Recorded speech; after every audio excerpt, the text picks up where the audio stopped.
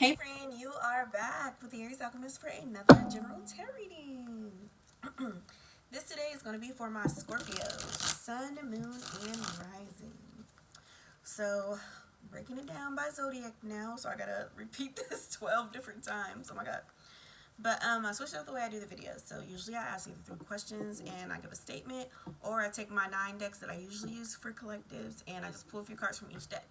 I've now crafted 8 specific questions to ask to see if it'll be more helpful for you guys. But also just to kind of switch things up, because doing these every single day I get a little bit bored and I just be needing to do something new. I'm trying to do this in both of our best interests. But let me guys.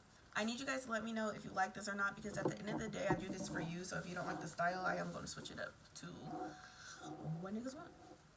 But the first question is, so just like, what or how is your past impacting your current situation?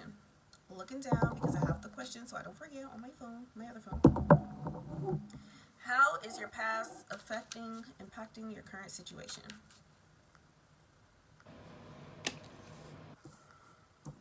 Lord, I'm recording these dumb early today. I'm trying to go back to waking up at 4. I was for a few years. I started during COVID. And then over the last year, I kind of been sleeping until like 7. And those 3 hours make a huge difference in my productivity for the day. So you have the 6 of Cups in reverse, the 5 of Swords, the Fool, the Emperor in reverse, and the 7 of Cups in reverse. So the way that your past is affecting your current situation, it looks like sometime in the past, I want to say somebody on your spirit team, for real. There was somebody there that didn't like you, and they were doing everything that they could within their power to put you on the wrong path. So some of those decisions that you've made throughout your life were due to like faulty intuition. It's no fault of your own. But so then it's like, okay, why was this able to happen? Because there was just some lesson that you needed to learn, and that's what these cards explain. So you eventually needed a new beginning, but you had to learn to you have to learn discernment. I feel like that's the best word to describe it, because sometimes it's not necessarily words or ideas or like a picture. It's literally just a very subtle feeling that tells us some shit's just not right. So sometimes like you would be about to do something and you're just like, that don't even make sense. But it's like you have to be careful with that, because we don't have the full picture either. And so that's the point of our spirit team, is they can see way more than us. So when you have somebody on your team that doesn't have your best interest at heart, it is hard. But like that discernment is really going to save you. Like you have your own powers too. They got powers, but still you here in the flesh, like you're still attached to the most high spirit. So you have your own discernment and intuition that you can use as well, and you really needed to learn that lesson. So it's like you needed to be thrown a little bit off to see how it goes, to understand how serious it is, to cultivate your own discernment. So that's where you're at with it now. What should you currently be focused on?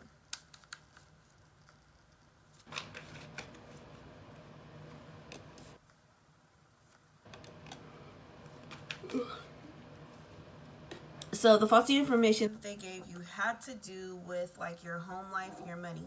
So maybe you moved into a place that wasn't the best. Like you can afford to live somewhere nicer. You thought this place was a steal, but it's like a slumlord, or like the landlord is just like troublesome. I can't think of my words this morning. Like troublesome. Like they just have a lot to say for no reason. Okay, for example, they said go ahead and share my personal story. So the person that owned the house that I live in, they died last year, so, or early this year, I can't remember, but their daughter inherited the property. She has absolutely no real estate experience whatsoever, and since I do read energy, like I can already tell she don't even want to be doing this shit. Like she just feels like she has to, and she knows that there can be money in it, but she wasn't prepared for like everything that actually comes with being a landlord.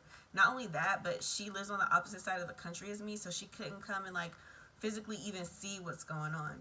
So the first two things she did when she took over the property was change the motherfucking lease and raise the prices like a lot. When I first moved in here, my rent was $485. It is now $900. I live in the poor Midwest, essentially. So that is a huge difference. And she said that she brought it up to market value, which is valid in general. But if you've never been to the specific neighborhood in my city that you live in, you don't understand that this is not an area that should be up to market value. This is not a motherfucking $900 rent house, to be honest. She didn't want to fix anything, upgrade anything, make it more modern or anything like that, which is fine. Like, I loved living here before that. It was very appropriate for the price that I got it at, so I was happy. Like, there's no bugs or critters, there's no like hole in the wall, the roof ain't caving in, you know, it's not stuff like that. It's just like a very dated place. Or like, you see, I got a curtain right here because the closet doors were super raggedy, stuff like that. So, you know, she did that, and she changed the lease to where a lot of the repairs are no longer her responsibility either. Like, it's essentially just on us. So I don't even know if that's legal, to be honest, because the whole point of me renting was I didn't want to be responsible for a lot of those things. But so, like, you might just be in a situation like that where they're not leading you to horrible situations, but it's just stuff that's like so annoying or irritating, or it shouldn't be that way, so it's keeping your vibe low. So what they want you to focus on right now is clarity and warmth. So making sure that like you're staying as positive as possible so that you can manifest positively despite the fact that you're in situations that like really be testing you. What's taking up too much of your attention right now?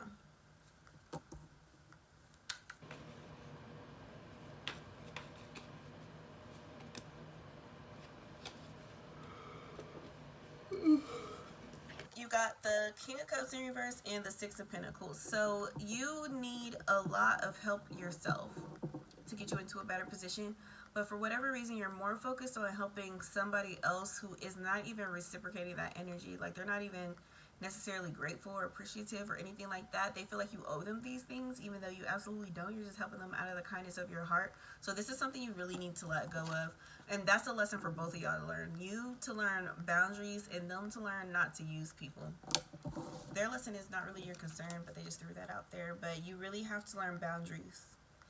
You're not a good person just because you help people out, because it depends on the reason that you're helping them and how much sense you got when it comes to self-love. Helping somebody that doesn't appreciate it, that's taking advantage of it, is actually enabling. It doesn't help them or help you. And enabling people hurts them. And hurting people doesn't make you a good person. It makes you a villain, low-key. So also changing your perception on things. What's something you can expect in the near future? Somebody did not want to hear that. I'm here to tell y'all the truth, not to protect your feelings, okay? A few people just didn't want to hear that. And I'm not calling you a bad person by any means. I'm just helping you see that you're not helping, and this is not making you a good person by default, because those nuances matter.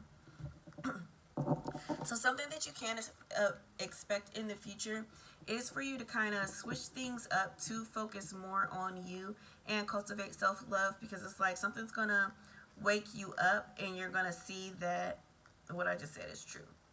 You're not helping people the way that you thought you were, and you really have to learn to use your discernment.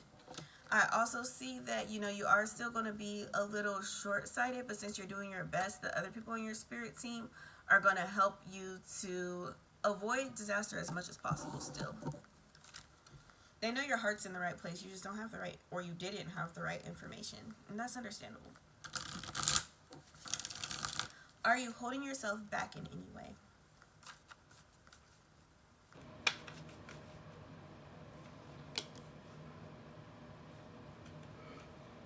Let me write down your title before I forget.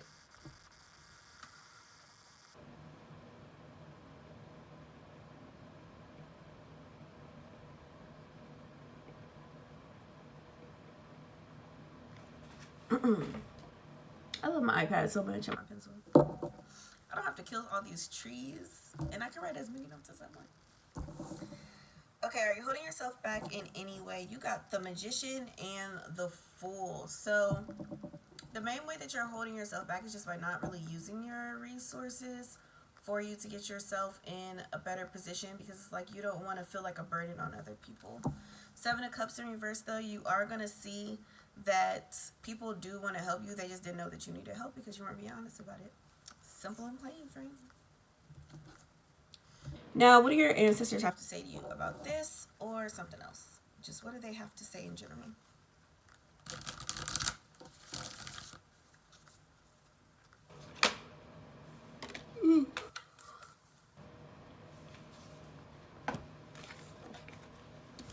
So, birthing of a new age and the age of light. So, this has been like an ongoing problem with you in many different lifetimes, and it should be coming to a head for you now.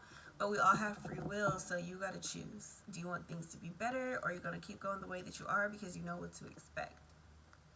That's what they want to call to your attention. They got faith in you, though, that you're going to stop being a people pleaser, fake do-gooder in this lifetime so that you can do good for real. Because once you get yourself all the way together, you're going to make so much more money. You're going to be able to actually, truly, really help people in the way that you want to. And it was 11:11 on the timer when I said that. So, baby, please believe it. Claim that. Claim that. But you got to start using your discernment first. Find an accountability partner. You got Sisterhood of the Rose. This is still true for you even if you're a brother. Just somebody that you can have check you when they peep you doing stuff that's not in your favor. Somebody that loves you.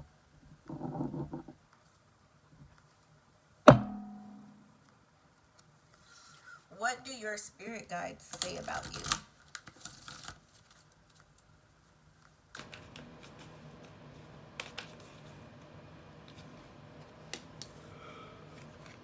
you? Or not about you. What do they have to say to you? Okay, they wanted to reassure you that that abundance is coming if you learn to use your discernment and you're able to stop enabling people. Absolutely. They're just chiming in on what your ancestors already said. They also have creative solutions because it's not easy moving from being a people pleaser to being somebody who has strict boundaries. You're going to get a lot of pushback from a lot of different people. Some people are going to blow up on you because now they got to do shit by themselves. They always could. They just never wanted to for whatever reason. So you're going to have to get creative with the way that you handle things and how you move next. But it's super important that you be honest with yourself and keep your integrity and do your best to not backslide into people pleasing. All of that animosity that people are going to have for you, swallow it, transmute it into love. Violet Flame Meditations on YouTube will be your best friend during this season of your life. And let's close it out with what are just like 3 clear actions you can take to get yourself in a better position.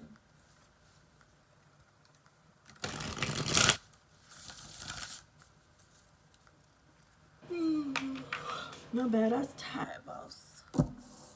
I'm recording these bright and early today.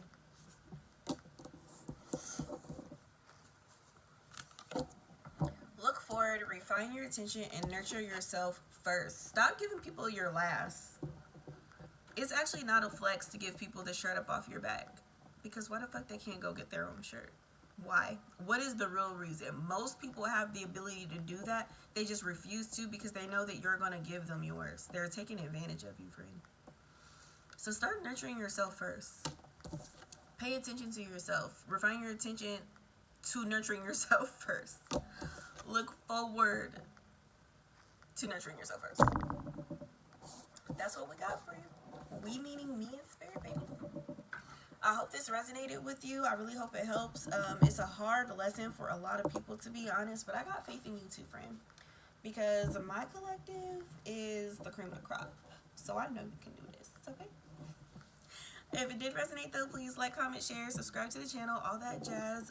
Scorpios, I'm going to do y'all's readings every single, what's today? Wednesday. You can expect that. Check your sun, moon, and rising sign, though. So I do 2 zodiac signs a day. I don't know what your sun, moon, and risings are, but, you know, check back periodically throughout the week and just see what's shaking. Share with your friends. Post it on social media for me. I would love you so much if you did that, for real. I really, really would. I send y'all love and light every day. I just be like, anybody who is doing good things for me in secret that I don't know about, please give it back to them full spirit, and it always happens. Always, always, always. I know it does. Also, if you want a personal reading with me, though, to get more information, you can do that through the link in the description box. All right, y'all. Peace.